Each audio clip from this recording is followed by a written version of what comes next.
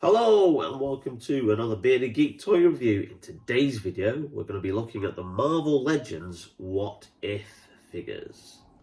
Stay tuned.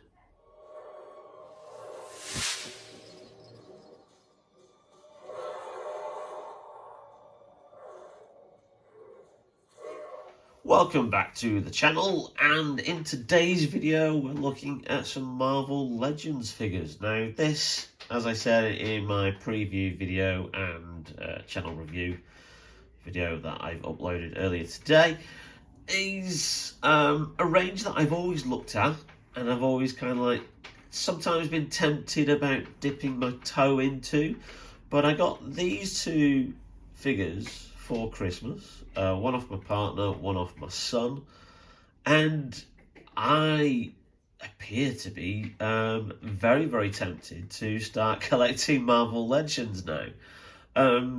Similar to the Black Series that Hasbro produced for the Star Wars range, these are 6-inch in scale, and the Marvel Legends series effectively took over from the old Marvel Universe figure range, which was the old 3.75-inch figure range that they had in the early 2000s. So it has been going for quite some time.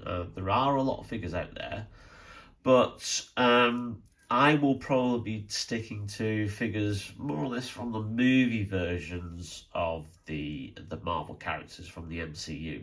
Now, these are from the recent Disney Plus TV series, which is part of the MCU as well, which is What If.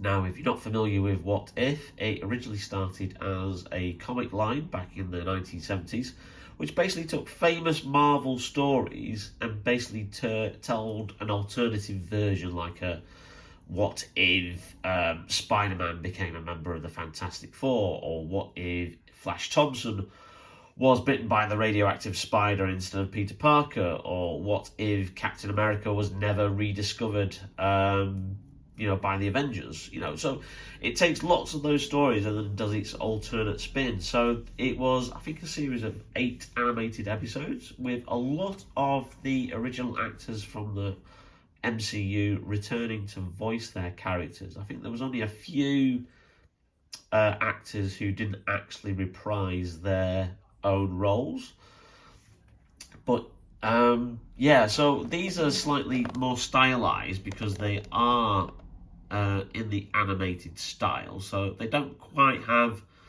the character likeness of the particular actors, but they are accurate to how the characters appeared in the actual episodes. So this is the standard packaging. And then, as you've probably seen on there, let's just have a quick look at that. It does say build a figure, Marvel's The Watcher. Now, a lot of the Marvel range does actually have this function, and this is a very popular function because what you find is you've got alternate pieces that come with the figures, which when you put them all together, they then create a larger, fuller figure. Now, as you can see, it tells you which each piece of the Watcher figure comes with each particular figure. And for some reason, in this range, the zombie Captain America doesn't come with an extra piece for the Watcher. It's only the other 6 figures in the range, which I find quite bizarre. But look at the packaging. As you can see, usual safety bump at the bottom, the Build-A-Figure information down there, and then obviously you've got a excerpt of what the character is. And for this one, for zombie Captain America, it says Captain America's team were the first responders to the zombie outbreak and its first victims. And Doctor Strange Supreme, when an unforeseen event changes Stephen Strange's perspective on life, the path he chooses is one filled with even darker magic. So, there you go. Now, if you are a big fan of the Marvel Universe, and if you have seen the recent latest entry, which is Spider-Man No Way Home, you'll probably have seen the trailer for Doctor Strange 2. in the madness of the multiverse at the post-credits of that particular movie. I think it's also available on the Marvel YouTube channel. But you'll see that this figure, this character, is going to... There's the cat just introducing itself. Hi, Izzy. This character is going to be reappearing in that film as potentially that film's villain. So, yeah, that's going to be very, very interesting if they redo this figure, but with the more accurate likeness of Benedict Cumberbatch. Anyway, let's get these figures open and have a closer look. So here we've got the first figure, and this is the Zombie Captain America. It does come with one accessory, because obviously it doesn't come with any of the Build-A-Figure parts for the larger Watcher figure in this wave, which is obviously Captain America's shield, nicely bloodied and detailed there. And just look at the detail on that of the straps. That's really, really good. Really liking that there. So blood splattered. It's quite gruesome. But here's the actual figure itself, and I'm absolutely really, really amazed at just the attention to detail here, because yeah, you could have just done a standard zombie figure, but just look at the certainly the legs in particular. You've actually got them eaten away, and you can actually see through part of the figure there. That is really, really good. I'm absolutely loving that. It's accurate to how he appears in the episode, and pretty gruesome. I'm a big fan of zombie anyway. Little anecdote for you. Zombies used to absolutely freak me out. I'm a big horror movie fan, but zombie movies used to actually, like when I was younger, when I was a kid, used to give me nightmares. Stuff like Dawn of the Dead and the other George Romero films used to freak me out completely. And it was only really The Walking Dead that kind of like, in effect, cured me of my phobia of zombies. But yeah, some great attention to detail there. Again, you can see the gaps through the back, part of the rib cage there, part of the spine showing the back there. It's really, really good, and even there's a redness around the white eyes, which is a great little addition to the paint job. I can't fault this figure enough. I really do think this is amazing. And interestingly enough, this figure this character has proved quite popular. Even at the Disneyland California Adventure theme park, where they've got the Avengers campus, they've actually introduced a Captain America zombie meet and greet. So you can actually have your photo taken with somebody dressed as zombie Captain America. So I can put that on there like that, the shield. Which, when you think about it, meeting a zombie at a Disney park is quite a bizarre thing, isn't it? That would have happened like 10, 20 years ago. So you can have him holding his shield, which is good. And he holds it very, very well there. So it does actually fit on quite nicely. But yeah, that is a great figure. I'm really, really impressed with that. So let's just put him over there, and let's have a look at Doctor Strange now. So just before we pop him out of the packaging properly, just wanted to show you that obviously the Build-A-Figure part that it comes with, which is one of the Watcher's legs. So that's obviously outlined on the back of the box there. That you get one of the Watcher's legs with the Doctor Strange figure, if you were going to collect all other 6 figures in the wave to then construct the Watcher. So we've got him out of the packaging, and I'm actually having a bit of a trouble getting him to stand up. He's very, very rocky on the old feet there. So there we go.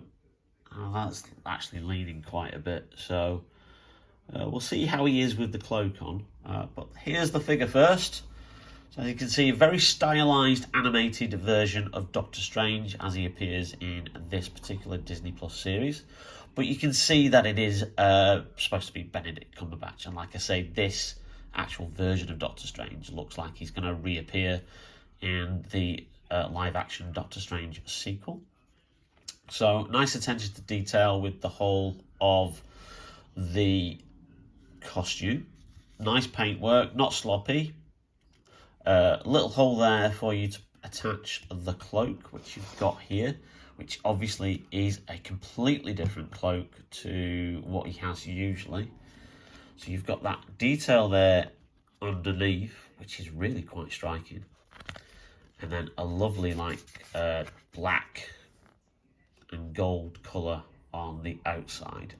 Does come with one more accessory, which is an alternative hand, which is an alternative right hand, where he's casting a spell, so you can see that. So we'll get him swapped with that at some point. Now, I have looked for the Doctor Strange figure that is part of the Spider-Man No Way Home range, because he looks really, really good, and the likeness of Benedict Cumberbatch is really good, and I think that's probably, hopefully, what the next figure that I can try and track down and get, because he comes with two alternative hands where he's casting the spells, and he looks really good. So let's just attach the cloak. So what you would do is you put that around his neck there, and then you're gonna insert that, very, very easily into the peg hole there, to give him that look with the cloak. So it looks quite imposing there, and great detail around the eyes. I really do like that. Okay, so let's just try and see how easy it is to swap the hand. Should be, given other... Oh, there you go, a bit of a tug. But yeah, that hand does come out. Oh dear, and the cloak's just fallen off. So let's just insert that in there.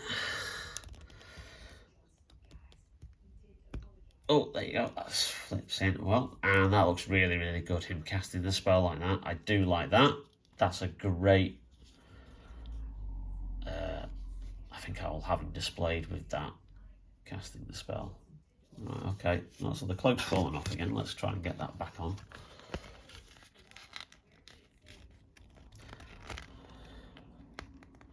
Interesting that they've gone with a plastic cloak rather than soft goods. I suppose you could get more detail in it. Let's just move his head there. There you go. So lots of articulation on the figure, along the legs, on the arms, your standard of what you get with most Hasbro 6-inch figures. Again, he's really not steady on his feet here. There we go. That's not too bad. Oh! It's a good job the box was there to stop him. But yeah, I'm really liking that. There you go. Doctor Strange Supreme. The one who tampers with the timelines just a little too much and falls into the darkness.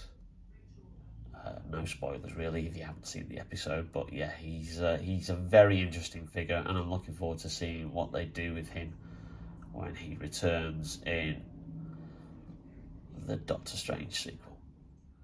Well, thanks for watching, and if you enjoyed that video, then please leave us a like. It really does help out with the algorithms of the channel, and also promotes it through YouTube. And if you haven't subscribed already, then please subscribe and hit that notification bell. It really does help us out, and I would appreciate it. Helps us towards that goal of 1,000 subscribers for this year. Lots of fun videos coming up, But in the meantime, I'll say stay safe, take care, and stay tuned for more fun videos from Being a Geek Toy Reviews. See you now.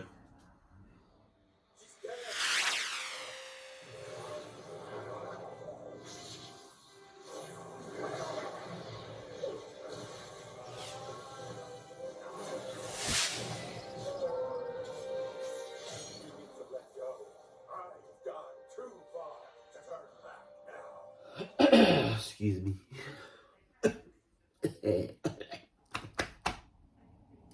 Appreciated. But in the meantime, there's some more fun videos coming up.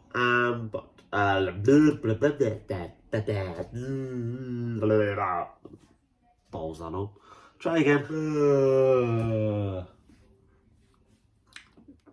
Watch your figure as part of the Build-A-Figure range, although it's still part of the same effective. Oh, for God's sake, I can't think of the words. Let's start again.